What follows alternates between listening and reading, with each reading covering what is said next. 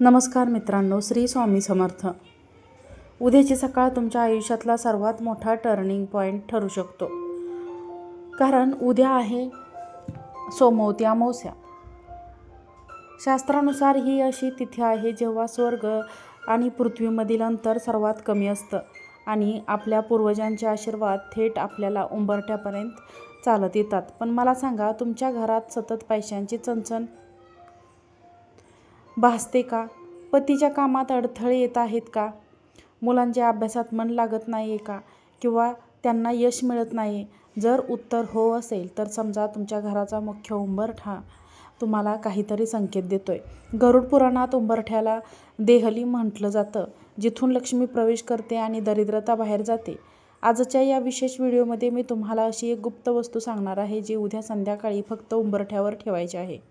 ही वस्तू ठेवताच तुमच्या कुटुंबातील प्रगती इतक्या वेगाने होईल की तुम्ही स्वतः थक्क व्हाल.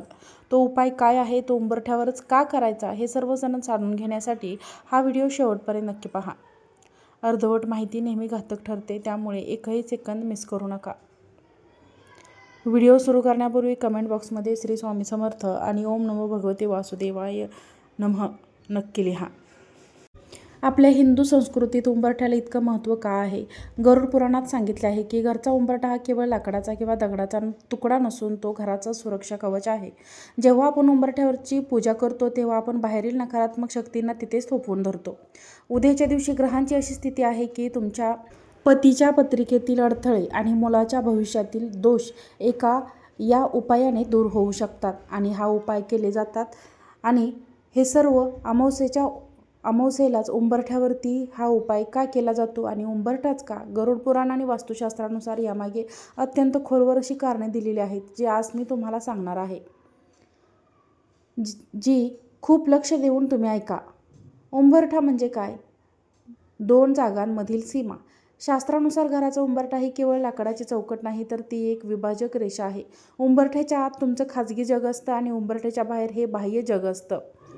म्हणूनच मित्रांनो, गरुड पुराणात उंबरठ्याला देहली म्हटलं जातं. या उंबरठा जिथे घराची कुललक्ष्मी वास करते. जेव्हा तुम्ही उंबरठ्यावर एखादा दिवा लावता तेव्हा म्हटलं आहे की असा उंबरठा आहे जिथे घराची कुललक्ष्मी वास करते. जेव्हा तुम्ही उंबरठ्यावर एखादा दिवा लावता तेव्हा बाहेरील नकारात्मक शक्तींना तिथेच अडवता येते आणि केवळ सकारात्मक शक्तीला आतमध्ये येण्याची परवानगी असते. अमावस्येची रात्र आणि ऊर्जेचा खेळ. अमावस्येच्या रात्री चंद्र नसतो. विज्ञानाच्या भाषेत सांगायचं झालं तर या दिवशी सूर्याचा प्रभाव जास्त असतो आणि चंद्राचा नसतो. त्यामुळे मानवी मन आणि पृथ्वीवरील ऊर्जा थोडी विचलित होते. अमावस्येला वाईट शक्ती किंवा नकारात्मक ऊर्जा सर्वात जास्त सक्रिय असतात. पण याच वेळी आपल्या पितरांचे मार्ग देखील याच वेळी सुद्धा खुले असतात. पितृलोकातून आपले पूर्वज पृथ्वीवर येतात आणि सर्वात आधी ते कुठे येतात तर तुमच्या घराच्या उंबरठ्यावर येतात.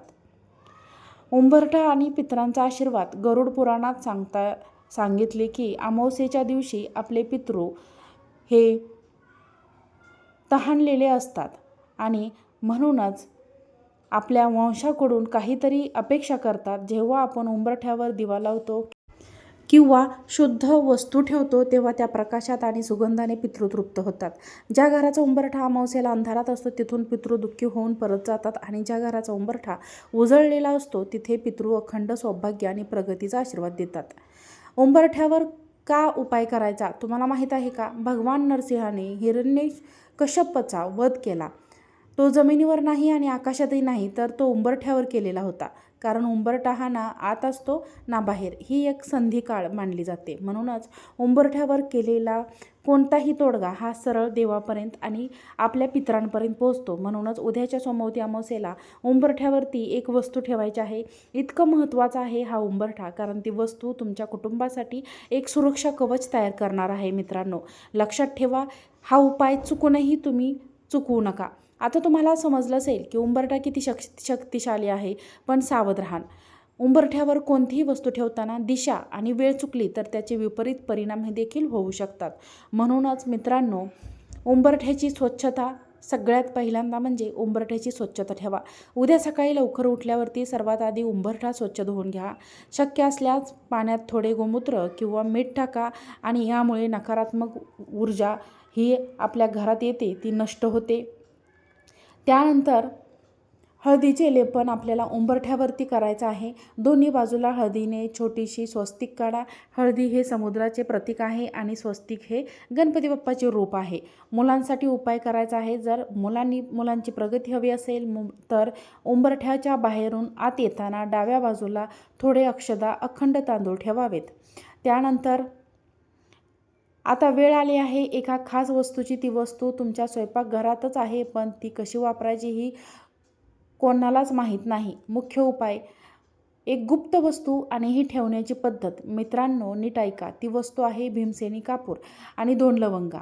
म्हणूनच तुम्हाला वाटेल यात काय विशेष, तर आपण अमावास्येला याचं महत्त्व खूप आहे.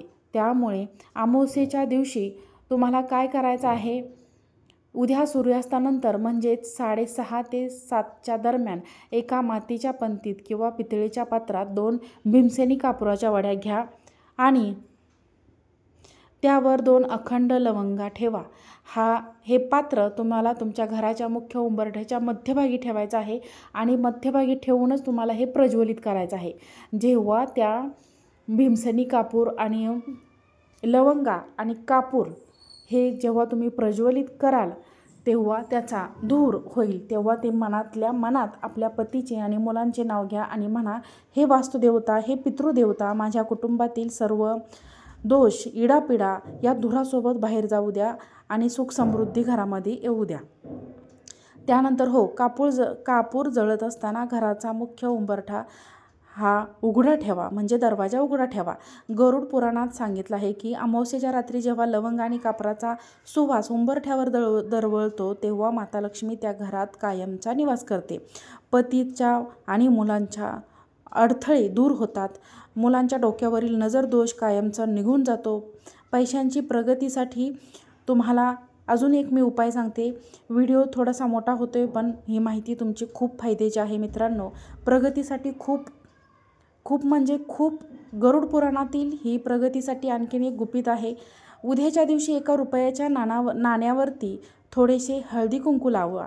1 रुपयाच्या नाण्यावरती हळदी कुंकू लावा आणि ते उंबरठ्यावर ठेवा आणि दुसऱ्या दिवशी ते नाणं एखाद्या गरिबाला दान करा. छोटासा 1 रुपयाचं तुम्हाला हा उपाय करायचा आहे. आयुष्यात लाखोंची बरकत येऊन तुम्हाला खूप मोठे व्हाल तुम्ही. प्रत्येक रुपयाची किंमत ही केवळ कागदावर नसते, तर ती तुमच्या कर्मावर अवलंबून असते मित्रांनो. जेव्हा तुम्ही श्रद्धेने हा उपाय करता तेव्हा ब्रह्मांड तुमची मदत करायला लागेल. तेव्हा मित्रांनो आणि मैत्रिणींनो, उद्याची मौनी अमावस्या ही चुकू देऊ नका आणि या अमावस्येला हा उपाय नक्की करा. व्हिडिओ आवडला असेल तर व्हिडिओला लाईक करा, चॅनलला सबस्क्राईब करा आणि हा व्हिडिओ जास्तीत जास्त लोकांना शेअर करा, म्हणजे हा उपाय सगळ्या लोकांना करता येईल आणि त्याचा फायदा सगळ्यांना मिळेल. धन्यवाद. श्री स्वामी समर्थ.